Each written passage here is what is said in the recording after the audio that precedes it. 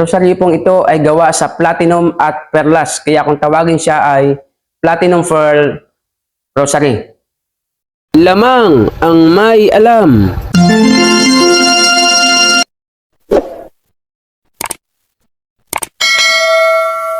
Magandang panahon po sa inyo mga kaibigan ko dito sa ating channel, More Than Treasures. Sa video po natin ito ay tatalakayin natin yung patungkol sa mga rosary na gawa po sa platinum. At ang mga platinum na ito, ang mga rosary pong ito, pakatatandaan po natin, kalimitan ito po ay walang mga tatak. Basta ito po ay gawa lamang sa platinum. Kaya kailangan marunong din po kayo na tumingin, umuri o umasay, mag-test ng platinum kahit wala pong tatak. Kasi sa lahat po ng metal, platinum po ang mahirap kilatisin o uriin kapag hindi ka po sanay kung ito ay walang tatak.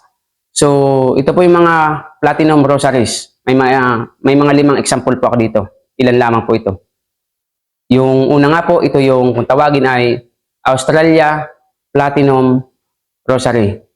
So, ang platinum po na yan, ang rosary po yan ay platinum. Ano po? At iyan po ay galing sa Australia. Pangalawa ay ang platinum pearl rosary. Ibig sabihin, ang rosary pong yan ay gawa sa platinum at yung kanyang mga bilog-bilog na bato, parang bato ay perlas. Ano po? Kaya po siya tinawag na platinum pearl rosary. So, pinagsamang platinum at perlas. Yung pangatlo, ito po yung rosary platinum gold. Ibig sabihin, ang rosaryo pong ito ay gawa sa platinum at ginto. Combination, ano po? Pinagsama ang platinum at ang ginto. Kaya pansinin niyo po, dalawa ang kulay ng rosaryong ito. At ang kasunod po ay ang platinum plated silver rosary. Ibig sabihin, ang platinum pong ito ay may kahalong plated na silver. Ang rosaryong yan. At ito pong panglima, 5 lamang po ito example ko, ay ang Redeem Platinum Beads Metal Alloy Rosary. Ibig sabihin, ito po ay pinaghalong platinum, ano po, at meron pong halong alloy ang rosaryo pong ito, na kung tawagin, Redeem Platinum Beads Alloy Rosary.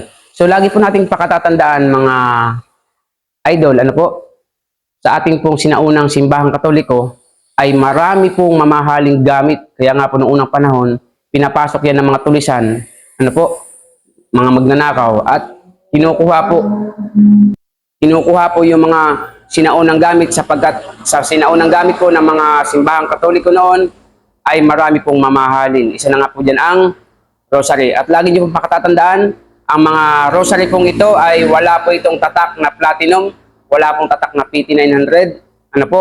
So, kailangan lamang marunong ka pong umasay ng platinum. At ang example ko po dito, kapag hinawakan mo, iba po ang bigat ng platinum kaysa ordinaryong bakal or ginto. Marami pong salamat. Nawa ay may natutunan po muli kayo sa ating video. At sa mga bagong dating, pakisubscribe niyo po ang ating channel. Pakihit niyo po ang notification bell. Lagay niyo po ay all para lagi po kayong update sa ating mga bagong videos. Like and share po. At kung may katanungan po kayo, comment po kayo sa ating comment section. Maraming po salamat. See you on my next video. God bless po. Lamang ang may alam.